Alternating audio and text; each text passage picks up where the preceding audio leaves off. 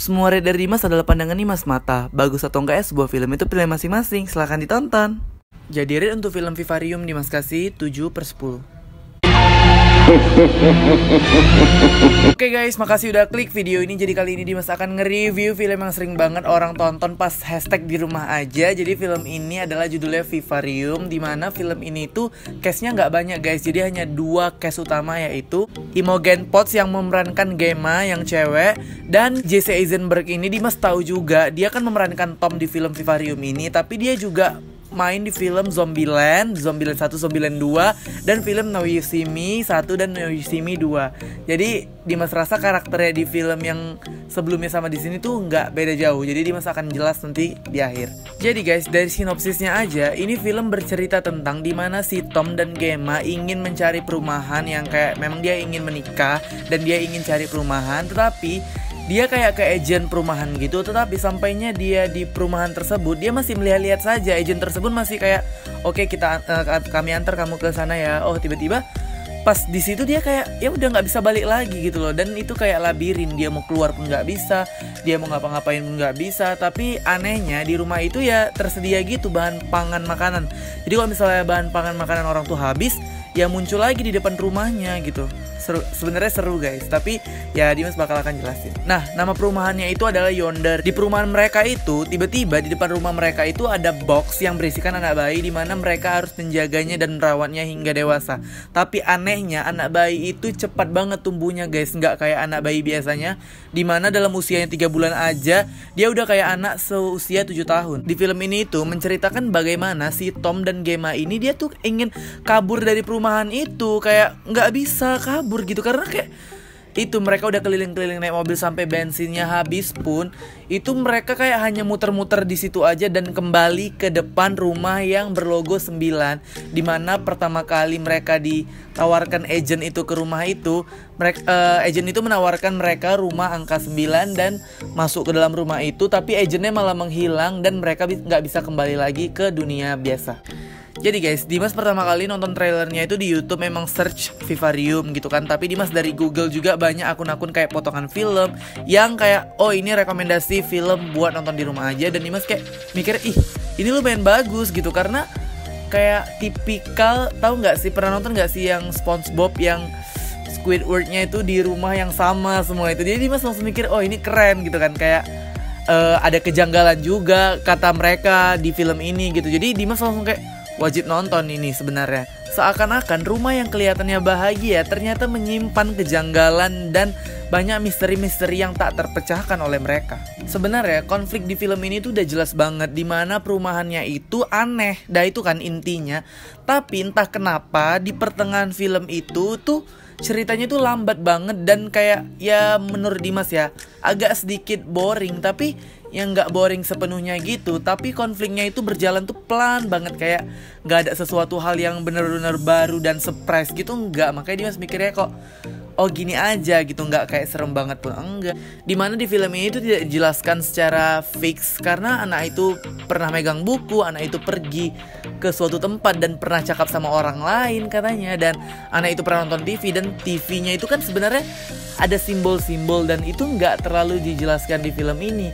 Dan yang membuat Dimas sedikit agak boring sebenarnya gini ya, di ceritanya ini kan kayak mereka tuh depresi banget, kayak mana cara keluar, kayak mana cara apa, tapi ya nggak dapet jawabannya gitu guys. Jadi kayak jawabannya itu bener-bener nggak dapet. Dan si Tom tadi kan gali-gali tanah, dia kayak melihat kayak di bawah tanah itu ada apa sih, ternyata ada suara. Dan dia juga melihat ada kayak, kalau kita bilang kan kayak tempat peti, bukan peti sih, dia kayak plastik gitu untuk pembungkus mayatnya. Sebenarnya hal itu sebenarnya bikin Dimas kayak, hah?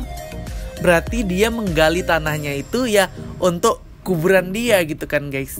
Jadi Mas agak spoiler aja udah, karena bagi kalian yang udah nonton, kalian wajib lihat review ini.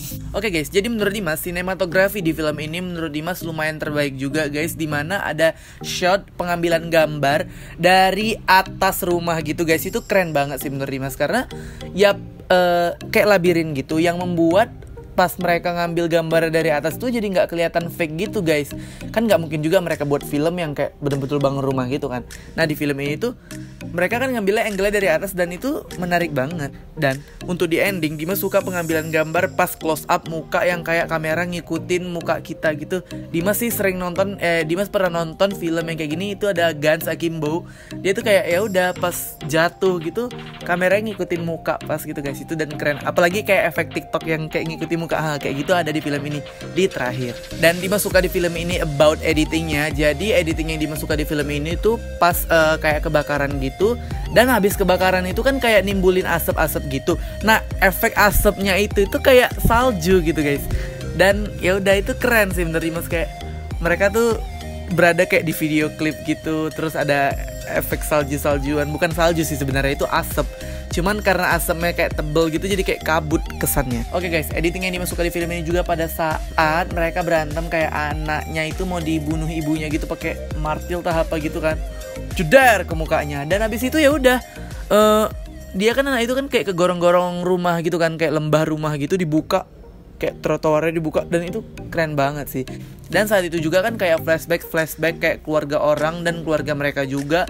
Dan akhirnya kayak ibunya itu kan mendelep gitu kakinya ke dalam semen, ke dalam lantai dan ke ruangan yang lain. Dan itu transisinya menurut Dimas cukup apik sih guys. Jadi nggak sepenuhnya film ini boring, tapi dengan visualnya juga kita juga dapat menikmati film ini. Warna di film ini, jadi warna di film ini atau tone-nya itu kan kayak warna biru-biru gitu. Terus kalau misalnya pagi gitu kan kayak cerah gitu kan guys.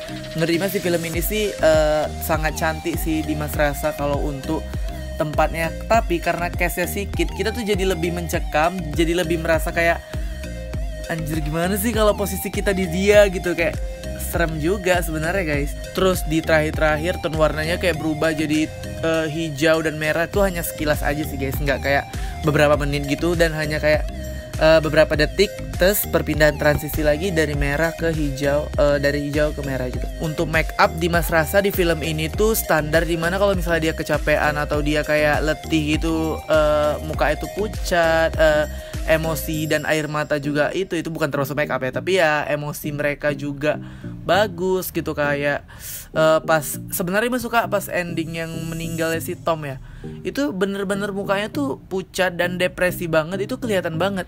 Dimana pucatnya tuh kayak memang muka dia udah jelas putih kan guys, tapi tuh keren jir.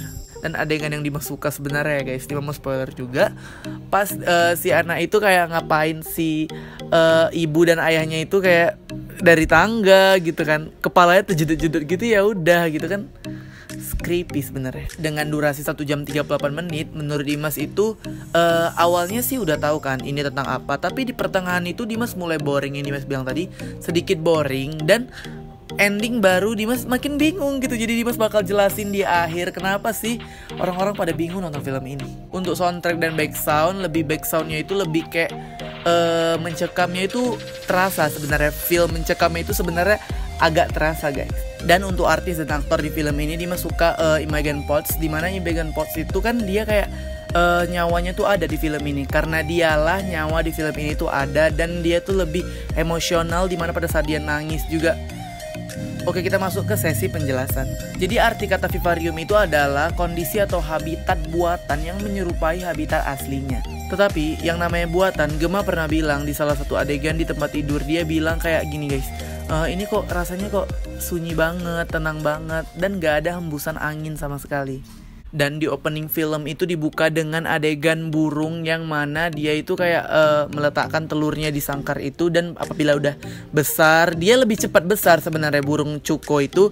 Dan ya udah, pada saat itu dia menyingkirkan burung yang memang awalnya udah ada di situ, dan dia kayak parasit gitu, kayak dia merebut hak orang lain gitu guys. Jadi di film ini tuh ya seperti itu dijelaskan yang anak kecil itu, dimana pas dia udah besar dia mencampakkan ibu dan ayahnya, yaitu ya dia meninggal. Dan yang meninggal itu adalah ayah dan ibunya. Sebenarnya ini kan cerita tentang kayak alien gitu dan antar generasi, dimana alien itu kayak nyari tumbal orang tua. Jadi kayak untuk ngebesarkan makhluk mereka yang sebenarnya kan menyerupai manusia, tapi sikap mereka itu kayak jadi manusia karena dirawat oleh manusia, kayak sikapnya menyerupai. Dan pas di ending kan kalian lihat juga kan guys, dia kayak ke tempat agentnya tadi dan menggantikan posisi si Martin tadi. Jadi cerita ini sebenarnya sih lebih relate ke kehidupan kita, dimana kan itu gimana kayak orang tua dan anak itu siklusnya akan terus berubah. Misalnya kita jadi anak-anak dan ya udah anak-anak, nanti pas udah besar kita akan menggantikan posisi ayah kita kayak kerja gitu. Sebenarnya itu pandangan yang Dimas pernah baca juga, katanya seperti itu. Dan kehidupan setelah pernikahan itu ya serumit itu, dimana kan dia dipaksa untuk kayak menikah padahal dia masih tunangan dan belum menikah, dan dia kayak belum punya anak. Tetapi di film ini dia menjelaskan bahwasanya ya dia dipaksa untuk jadi orang tua gitu secara paksa. Oke, jadi itu ajalah review dan penjelasan singkat dari Dimas. Semoga bisa dimengerti dan yaps, thank you for watching guys.